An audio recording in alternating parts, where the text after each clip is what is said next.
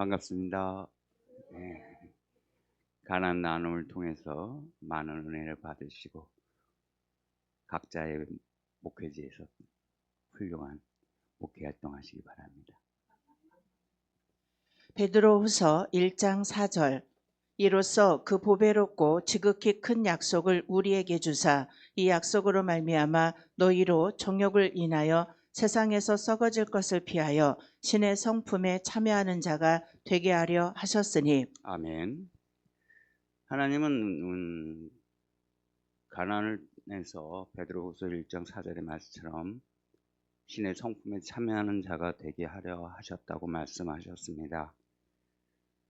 우리는 가난에서 신의 성품을 따라가야 하는데 그러기 위해서는 우리가 먼저 하나님의 마음을 닮아가고 안식을 평강을 누리고 그리고 만남 속에서 지혜를 가지고 정복하고 누리고 나눌 수 있는 우리의 모습들이 되어야 될 줄 믿습니다. 그러기 위해서는 우리가 원망, 불평 버려야 합니다. 그리고 주님과의 연합을 해 나가야 됩니다. 셋째, 가나안의 단계. 애굽에서 하나님의 살아계심을 경험하고 광야에서 자아의 죽음을 경험하며 가나안에서는 나와 주님의 연합을 경험합니다. 그 연합의 정도는 광야에서 십자가의 죽음을 통과한 정도입니다. 광야는 고통과 시련의 장소이며 애굽과 가나안은 기쁨을 경험하는 장소입니다. 그러나 애굽의 기쁨과 가나안의 기쁨은 차원이 다릅니다. 애굽은 나를 위해 기뻐하는 곳이며 가나안은 주님을 위해 기뻐하는 곳입니다. 애굽에서는 옛 본능의 충족을 기뻐하며 가나안에서는 새 본능의 충족을 기뻐합니다. 애굽에서는 나의 성공, 내 이름, 나의 즐거움, 승리를 사랑하지만 가나안에서는 주님의 성공, 주님의 이름, 주님의 즐거움, 승리를 사랑합니다. 애굽의 기쁨은 혼탁한 기쁨이며 그 기쁨을 경험한 만큼 광야에서 고생해야 하지만 가나안의 기쁨은 순수한 기쁨이며 천국에서도 계속 누릴 수 있는 기쁨이며 광야의 죽음을 경험한 만큼 얻을 수 있는 기쁨인 것입니다. 가나안은 사랑의 단계입니다. 사람의 심령은 사랑의 곳간입니다. 사람들은 오해하기를 주님을 사랑하기 원하면 사랑할 수 있는 줄 압니다. 형제를 사랑하기 원하면 사랑이 되는 줄 압니다. 그러나 그것은 오해입니다. 아멘. 갈라디아서 2장 20절 말씀에 보면 내가 그리스도와 함께 십자가에 못 박혔으나니 그런즉 이제는 내가 사는 것이 아니요 오직 내 안에 그리스도께서 사시는 것이라. 이제 내가 육체 가운데 사는 것은 나를 사랑하사 나를 위하여 자기 자신을 버리신 하나님의 아들을 믿는 믿음 안에서 사는 것이라고 말씀하십니다. 오늘 우리는 아까 시작에 베드로후서 1장 4절을 통해서 신의 성품에 참여해야 되는데 그러기 위해서는 우리가 관계가 회복되어야 합니다. 그 관계 회복을 위해서는 제일 중요한 것이 하나님이 일할 수 있도록 나를 지워버리고 연합해야 합니다. 그러기 위해서는 우리는 순종해야 합니다. 애굽의 기쁨은 육성과 감성과 은사가 있지만 가나안의 기쁨은 관계 회복이고 순종입니다. 가나안은 주님을 위해 기뻐하는 곳이고 애굽은 몸의 단계고 광야는 율법의 단계입니다. 그러기 위해서 가나안은 사랑의 단계이므로 우리는 정말 우리의 모든 것을 바쳐서 사랑하면서 살아가야 합니다. 인간도 사랑해야 되지만 먼저 하나님을 사랑하는 우리가 되어야 합니다. 순수한 사랑은 영성에서 흘러나오는 것으로 육신의 생명이 소멸되고 영성이 발전되지 않은 사람은 아무리 사랑하길 원해도 사랑할 수가 없는 것입니다. 사실 사랑이라기보다는 소유욕이며 욕심이며 자기 본의이며 자기 욕망이기 때문입니다. 아멘. 저도 이제 그런 일을 많이 겪었어요. 소유욕, 욕심, 자기 분위, 자기 욕망. 그 연합회 활동을 좀 많이 하다 보니까 예, 회장이고 뭐 하고 그러면은 이 생각이 많아져요. 그러다 보니까 무슨 생각을 많이 하게 되면 내가 첫 번째. 그러니까 내가 하면 다 되는 걸로 알아. 그리고 내가만 해야 돼. 다른 사람은 못해 하고 생각을 하게 돼. 내가 해야만 돼. 정말 저는 그런 경험을 너무 많이 했어요. 왜냐면 신앙생활도 그렇고 모든 일에 저번에도 한번 말씀드렸지만 1등 아니면 안 되는 사람이에요. 그러니까 뭐든지 내 중심이 됐어요. 신앙생활이 하나님 중심이어야 되는데 내 중심이 되니까 교만이 많아요. 그리고 모든 게 내 중심이 되다 보니까 뭐든지 자랑만 하려고 그래.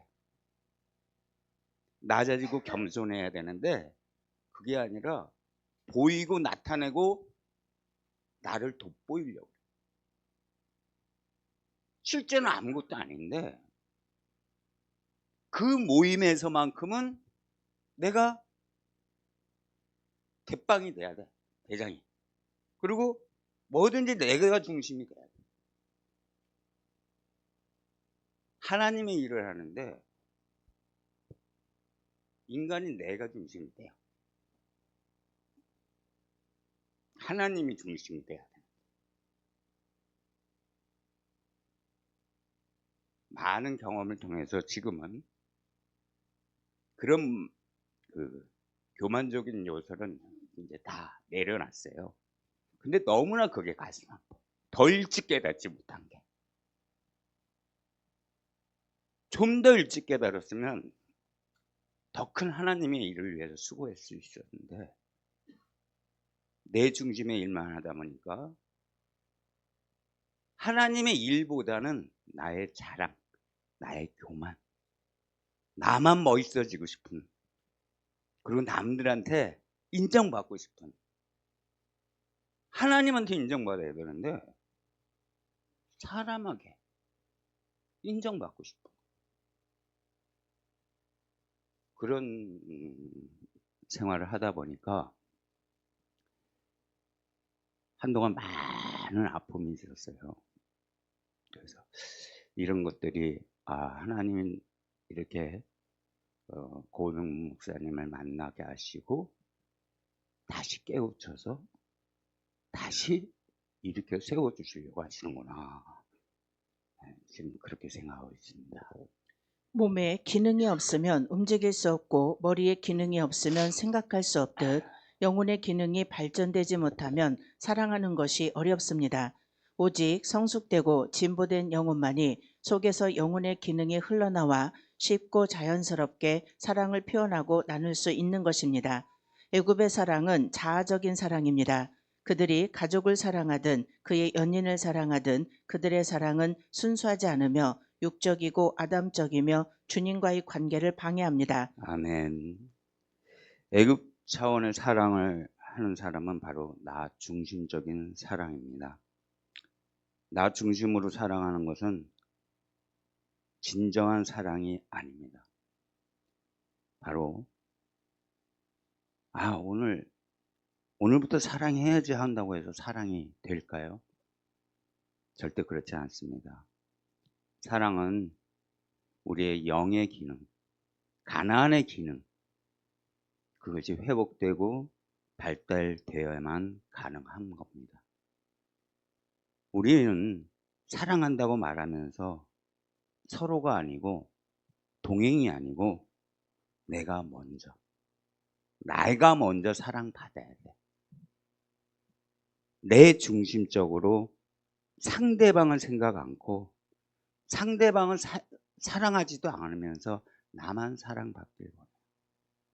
또한 우리는 많은 사람들한테 용서를 하라고 말합니다. 근데 나는 용서를 안 해. 근데 나는 용서를 받고 싶어. 이타적인 생각들을 너무나 많이 해요. 하나님의 일꾼이라고 얘기하면서들 뭐든지 내 중심, 나부터, 내가 만족해야 돼. 그러면 안 되는데 내가 하나님 앞에 먼저 내놓고 드려야 되고 내가 순종해야 되고 내가 먼저 헌신해야 되는데 나는 받으려고만. 저도 그랬고 많은 믿음의 형제들이 아직까지도 그런 육적인 생활, 애국적인 생활, 광야적인 생활에 살아가고 있어요. 우리는 여기서 가나안 나눔을 통해서 정말 하나님 앞에 우리의 믿음의 신앙이 인격이 돼서 하나님의 성품을 닮아가는 저와 여러분, 저와 우리들 되시기 바랍니다. 가나안의 단계에서 사랑할 때 그 사랑은 주님을 방해하지 않으며 자연스럽게 그의 속에서 주님이 흘러나와 그를 통해 주님의 사랑이 나타나게 되는 것입니다. 몸은 정욕을 사랑하고 머리는 지혜를 좋아합니다.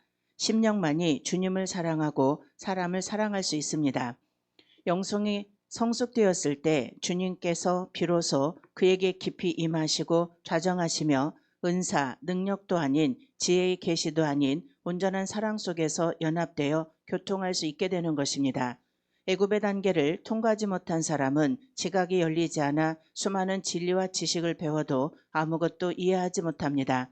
그들의 지각은 단순하여 육신의 필요에 대하여 고정되어 있으며 어두운 골짜기를 싫어하고 골치 아픈 것을 싫어하며 그저 아무 문제 없이 편안하고 먹을 것만 있으면 됩니다.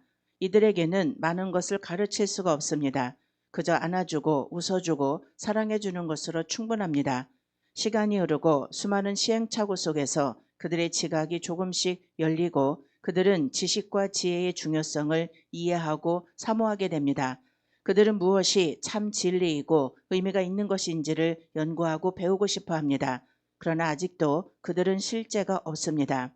시간이 흘러 또다시 여러 가지 시행착오를 거친 후 여기서도 탈진하고 한계를 느끼게 되며 드디어 어느 순간 영성의 길을 서서히 인식하게 됩니다. 그리고 영성의 길이 열리면서 그 세계가 그 사랑의 세계인 것을 깨닫게 됩니다. 주님의 세계는 사랑의 세계이며 마귀의 세계는 미움의 세계입니다. 천국의 실상은 사랑이며 지옥의 실상은 미움입니다. 주님과 천국의 실제를 발견해 갈수록 그는 사랑하게 되며 사랑의 실상을 알게 될수록 그는 주님을 추구하게 되는 것입니다. 아멘. 저는 많은 성도님들과 목사님, 사모님들을 많이 뵙고 있었어요.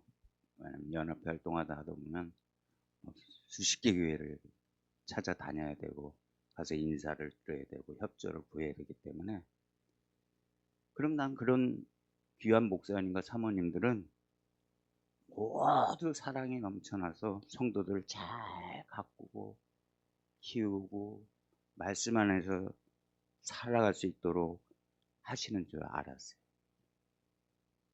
그런데 그분들 안에도 교인지에 미운 사람도 있고 분노하게 만드는 사람도 있고 미움이 싹 트고 있더라고요.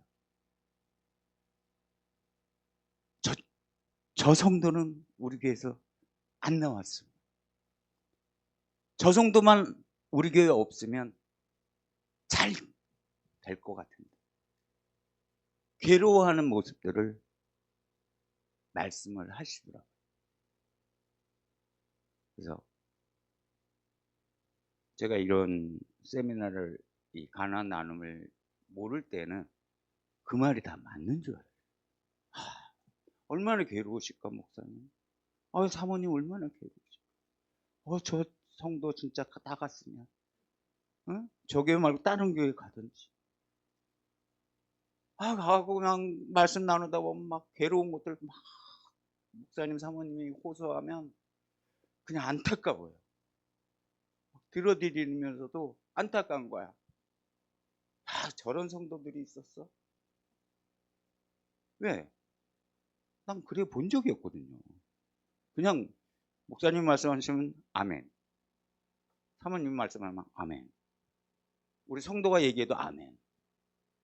어느 분이 얘기해도 아멘. 뭐 합시다? 아멘. 왜냐면 저는 어릴 때부터 신앙생활을 하면서 하나님의 일은 순종만 합니다. 예스맨. 노맨이 되면 안 돼. 그래서 지금까지 저는 하나님의 일을 하면서 한 번도 노해 본 적이 없어요. 너무 힘들어요. 뭐. 사업하면서 매주 화요일날 삼각산 가서 그 꼭대기까지 올라가고 기도하고 그리고 돌아오면 지쳐요. 옛날에 성남에서 그 직장 다닐 때는 쫙 구산동까지 2시간을 가야 돼.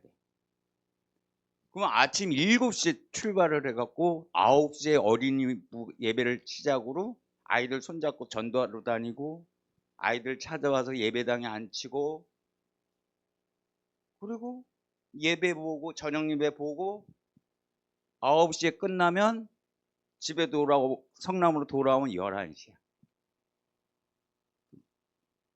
회사 다니는 거 더 피곤해. 더 힘들어. 주일이. 근데 힘드는 걸 알면서도 주일날 교회를 안 가면 큰 죄를 짓는 거야. 그러니까 힘들면서도 그냥 출발을 해. 그러면서 주일을 보내는데 그쪽에서 한 7년 정도로 이렇게 다녔어요. 성남에서 부산동까지. 그러다가 이제 저희 와이프 만나고 결혼을 하면서 집을 용산에 세우면서 가까운 교회로 한번 알아보자 하면서 이제 교회로 옮기게 됐죠. 그러면서 너무 좋은 거야.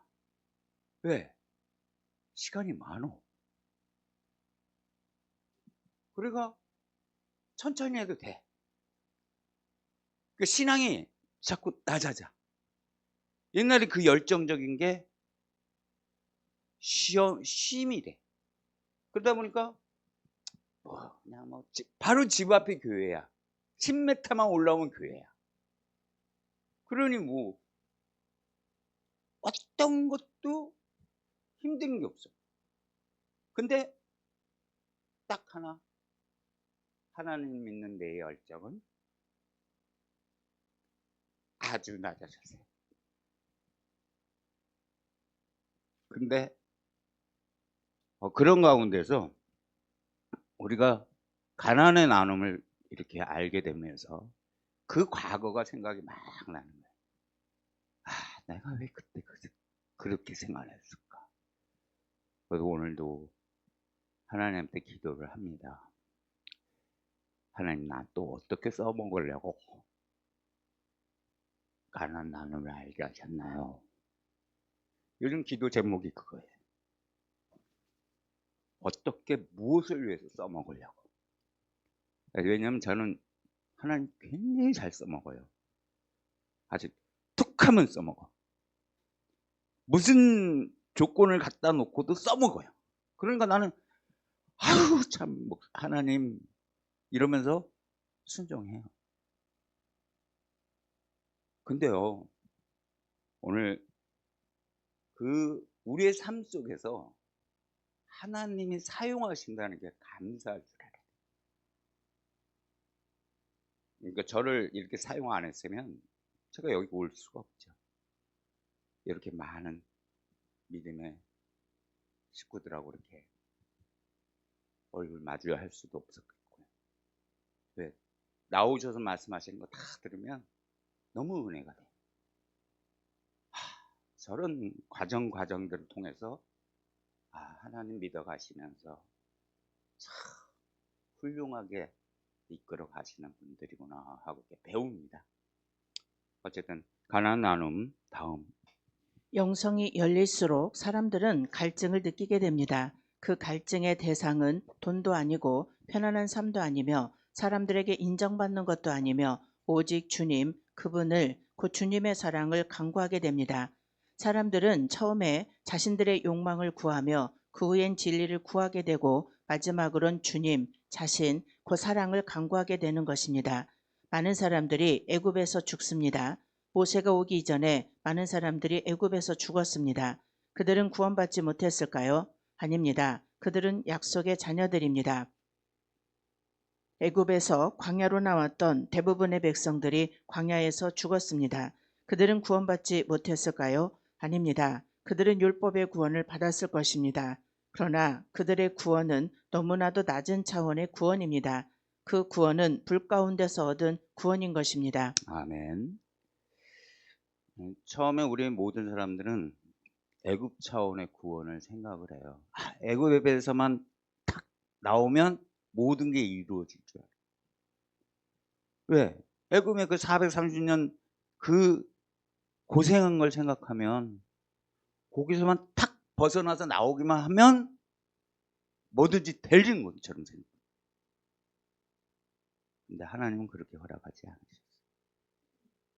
광야를 거치면서 나를 내려놓아라. 애굽에서 있었던 나를 내려놓지 않으면 하나님은 가나안으로 끌고 갑니다. 여러분들이나 저도 마찬가지입니다. 하나님이 이끌어 가실 때 내가 먼저 있으면 하나님 일 안 하세요. 내가 하니까 그럼 네가 해봐라. 주셔요. 네가 해봐. 어떤가.